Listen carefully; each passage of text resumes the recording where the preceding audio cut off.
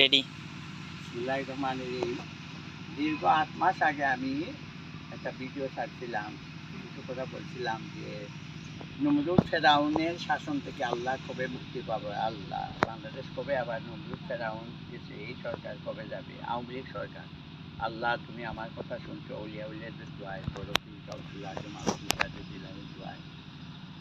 আমি আল্লাহর স্বামীর তুষার করতাম, ইয়া আল্লাহ এই কোন শাসক তুমি দিছো, আল্লাহ আল্লাহ আমাদের দোয়া কবুল করছেন, ওলিয়াউলের দোয়া কবুল করছেন। এইরকম শাসক শোষক হিরোকানি যাতে আর এই দেশে না আসতে পারে। আমি ৮ মাস আগে যেটা চাচ্ছিলাম, ইয়া আল্লাহ তুমি আমাদের নমরুদ ফেরাউনের শাসন থেকে বাঁচাও, আল্লাহ আমাদের কাজ কবুল করেছেন। ইয়া আল্লাহ আমি আজকে কিছু কথা বলি, যে কোনোভাবেই হোক বাংলাদেশে ভারতের এমবেসি যারা পুরা হাসিনারে পুতুলের মতো তার উপরে জাল ফেলিয়ে ছুটার টানে চালাইছে, এই ভারতের এমবেসির কার্যক্রম মনিটরিং করলে এবং কার্যক্রম কমিয়ে দিলে, ভারতের এমবেসি যদি গ্যাস সেনাবাহিনী ঢুকে এবং পুরা তাদেরকে বলে তাদের ভিতরে রড কার্যক্রম বন্ধ করে দিতে পারে, এ না হলে এই সরকারের একটার পর একটা বিপদ আসবে।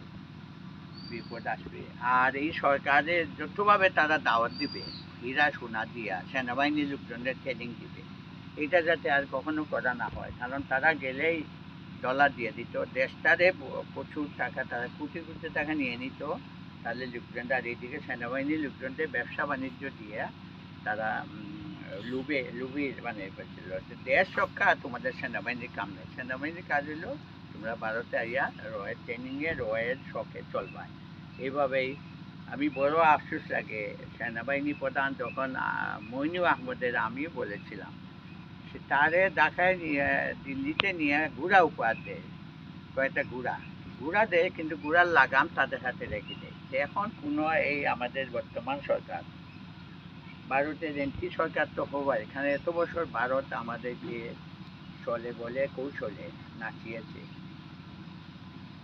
একটা কথা আছে না, তোমার ছলনায় ভুলবো না কাজ নেই আজ আমার ভালো। মোদির এখানে শেখ হাসিনা কি করতেছে, আমি করছি নাকি স্পাইসি কথা বলছি, যে মোসাদের সহযোগিতায় যে পেগাসাস যন্ত্র আনছিল, এবং এই ভারত এখন যদি মাপ না চায় বাংলাদেশের জন্য কৃতকর্মের জন্য, ভারত টুকরা টুকরা হবে ইনশাল্লাহ। কারণ ভারত যে করেছে বাংলাদেশের মানুষের খুন করে, এবং এই যে কত ডিপার্টমেন্ট পুলিশের এরকম বিভাগ মনে হয় সারা বিশ্বের মধ্যে নাই।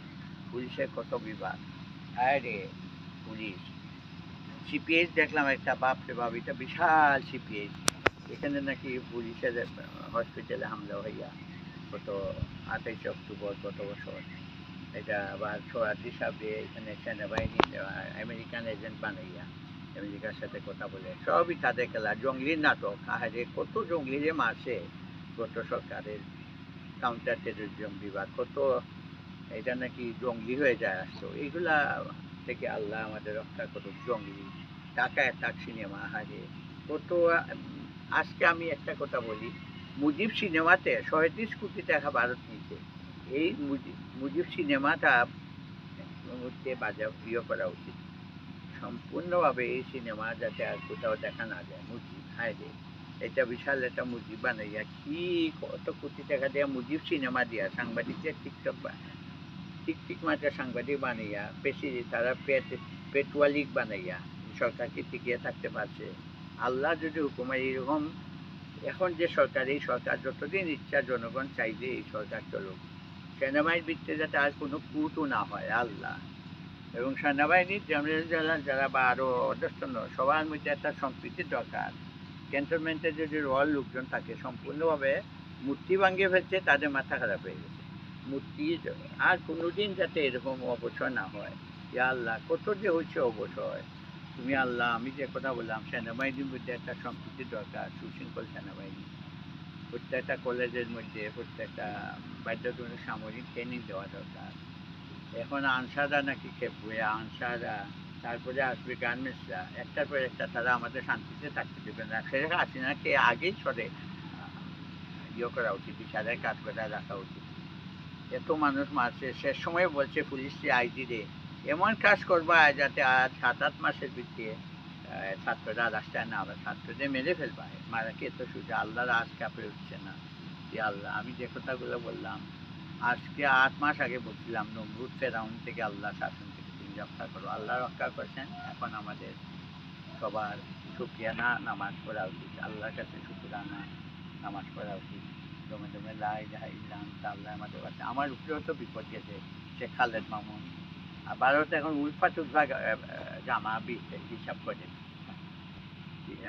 7টা রাজ্য থেকে আমাদের সিলেট কাছে আমাদের দিল্লি থেকে এত দূর আমরা তাদের প্রতিবেশীদের আমরা সাহায্য করবো ইনশাল্লাহ 7টা রাজ্য আমাদের সিলেট দিকে চলে আসো মিজোরাম ত্রিপুরা ইনশাল্লাহ তারপরে আমাদের ওদের ভালো হবে যেদিকে ভালো হয় প্রতিবেশীর জন্য হক আছে ধন্যবাদ আসসালামু আলাইকুম রহমতুল্লাহ বারকাতুহু